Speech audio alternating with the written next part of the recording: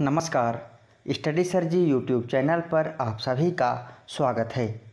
आज हम इस वीडियो में एनसीईआरटी की कक्षा 6ठी की हिंदी पाठ्यपूरक पुस्तक बाल राम कथा के दूसरे अध्याय जंगल और जनकपुर इस अध्याय के सारांश को पढ़ेंगे। इससे पहले हमने अवधपुरी में राम इस अध्याय को पढ़ा था, जिसमें हमने पढ़ा था कि विश्वामित्र राम और लक्ष्मण के साथ अयोध्या से निकल करके आगे चल दिए थे। आगे की कहानी को हम इस अध्याय में पढ़ेंगे। तो आइए इस अध्याय के सारांश को पढ़ते हैं।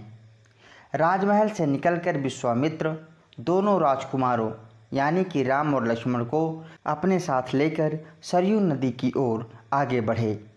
उन दोनों राजकुमारों ने एक भी बार अयोध्या की तरफ मुड़कर नहीं देखा और ऋषि के कदमों पर आगे की ओर बढ़ते रहे। दोनों राजकुमारों के चेहरे पर थकान का कोई भी नामो निशान नहीं था। दोनों उत्साही कदमों से आगे बढ़ते जा रहे थे। सूरज ढल गया और शाम होने लगी, जिसे देख वे लोग ऋषि राम और लक्ष्मण नदी के किनारे विश्राम करने के लिए रुक गए। महर्षि ने मुस्कुराकर कहा कि मैं तुम दोनों को कुछ विद्याएं सिखाना चाहता हूँ। इन विद्याओं को सीखने के बाद कोई भी तुम पर प्रहार नहीं कर सकेगा, उस समय भी नहीं जब तुम नींद में हो। उसके बाद विश्वामित्र ने दोनों भाइयों को बला और अतिबला नाम की 2 विद्याएं सिखाई। उसके बाद तिनके और पत्तों का बिस्तर बनाकर उन लोगों ने वहीं पर रात बिताई। आगे हम पढ़ेंगे कि अगली सुबह क्या हुआ। सुबह होते ही वे लोग संगम नदी पर पहुँचे, जहाँ दोनों नदियाँ आपस में मिलती थी। आगे की यात्रा और कठिन थी। उन लोगों को जंगलों से होकर गुजरना था। रात होने के कारण महर्षि को आगे जाना उचित नहीं लगा, इसलिए अगली सुबह वे लोग गंगा पार करके आगे बढ़े। आगे घना जंगल था, जहाँ धूप का नामो निशान भी नहीं था। जंगल में काफ़ी डरावना रास्ता था।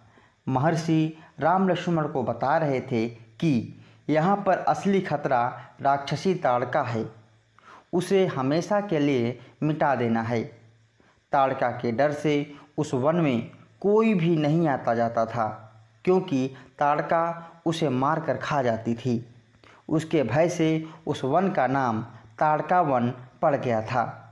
आइए आगे हम पढ़ेंगे कि ताड़का का वध राम और लक्ष्मण ने कैसे किया। ताड़का को सामने लाने के लिए महर्षि विश्वामित्र ने राम को धनुष की प्रत्यंचा चढ़ाने को कहा। टंकार सुनते ही ताड़का गरजते हुए राम की ओर दौड़ी और पत्थरों की वर्षा करने लगी। राम ने उस पर बाण चलाए। लक्ष्मण ने भी निशाना साधा, जिससे ताड़का बाणों से घिर गई। एक बाण जाकर उसके सीने में लगा। वह धरती पर गिरी और फिर दोबारा उठ नहीं सकी। विश्वामित्र को बहुत खुशी हुई। उन्होंने दोनों राजकुमारों को 100 तरह के अस्त्र शस्त्र दिए, उसके प्रयोग की विधि बताई और उन अस्त्र शस्त्रों का महत्व भी विस्तार से समझाया। आइए आगे देखते हैं कि विश्वामित्र का अनुष्ठान किस प्रकार संपन्न हुआ। विश्वामित्र यज्ञ की तैयारी में लग गए। आश्रम की रक्षा की जिम्मेदारी राम लक्ष्मण को दे दी गई। कुछ ही दिनों में अनुष्ठान पूरा होने वाला था। 5 दिनों तक कोई भी विघ्न बाधा नहीं आई। अनुष्ठान के अंतिम दिन अचानक भयानक आवाज़ों से आसमान गूंज उठा। 2 राक्षस मारीच और सुबाहु अपने दलबल के साथ आश्रम पर आ गए। दोनों राक्षसी ताड़का के पुत्र थे।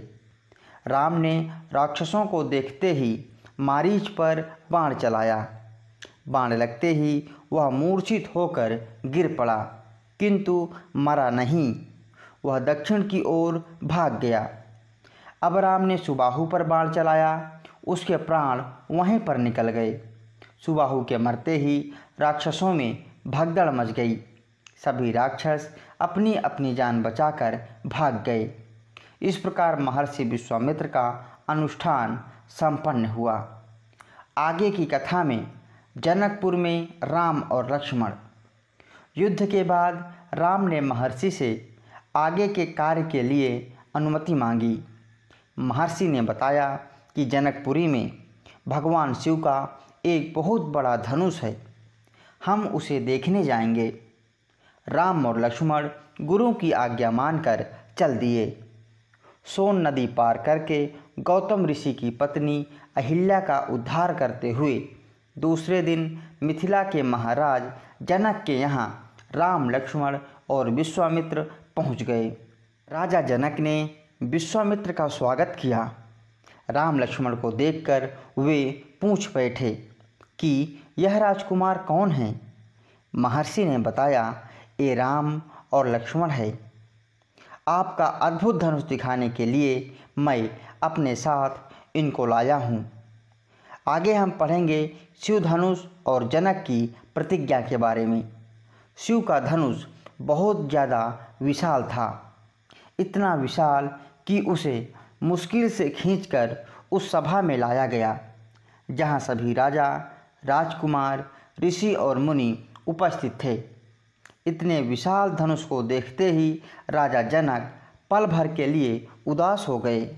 उन्होंने महर्षि से कहा, मुनिवर, मैंने प्रतिज्ञा की है कि मैं अपनी पुत्री सीता का विवाह उसी से करूँगा जो इस शिव के धनुष पर प्रत्यंचा चढ़ा देगा।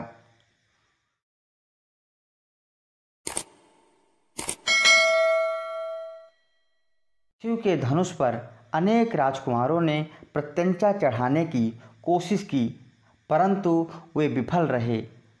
अंत में विश्वामित्र ने राम को संकेत किया। राम ने सिर झुकाकर गुरु की आज्ञा स्वीकार की और उस विशाल धनुष को सहज ही उठा लिया और प्रत्यंचा चढ़ाने की कोशिश की तो वह धनुष टूट गया। महाराज जनक की खुशी का ठिकाना न रहा, क्योंकि उनकी प्रतिज्ञा पूरी हो चुकी थी और सीता के लिए योग्य वर भी मिल गया। राजा जनक ने तुरंत ही महाराज दशरथ को बारात लेकर आने का निमंत्रण भेजा। महाराज जनक का संदेश मिलते ही अयोध्या में खुशियां ही खुशियां छा गई। 5 दिनों में बारात मिथिला पहुंची। जनकपुरी जगमग कर रही थी। चारों तरफ फूलों की चादर बिछी हुई थी। विवाह के पहले राजा जनक जी ने महाराज दशरथ से कहा, हे राजन, राम ने मेरी प्रतिज्ञा पूरी करके मेरी बड़ी बेटी सीता को अपना लिया। मेरी इच्छा है कि उर्मिला का विवाह लक्ष्मण से तथा मेरे छोटे भाई कुशध्वज की पुत्रियों मांडवी और सुतकीर्ति का विवाह भरत और शत्रुघ्न से हो जाए। महाराज दशरथ ने राजा जनक के इस प्रस्ताव को तुरंत ही स्वीकार कर लिया और चारों भाइयों का विवाह विधिवत संपन्न हुआ। विवाह के बाद बारात कुछ दिन तक जनकपुर में ही रुकी।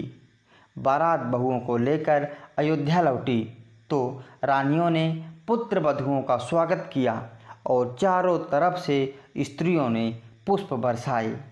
तो इस प्रकार जंगल और जनकपुर, इस अध्याय के सारांश को हमने पढ़ लिया है। आशा करता हूँ यह वीडियो आप सबके लिए मददगार साबित होगी।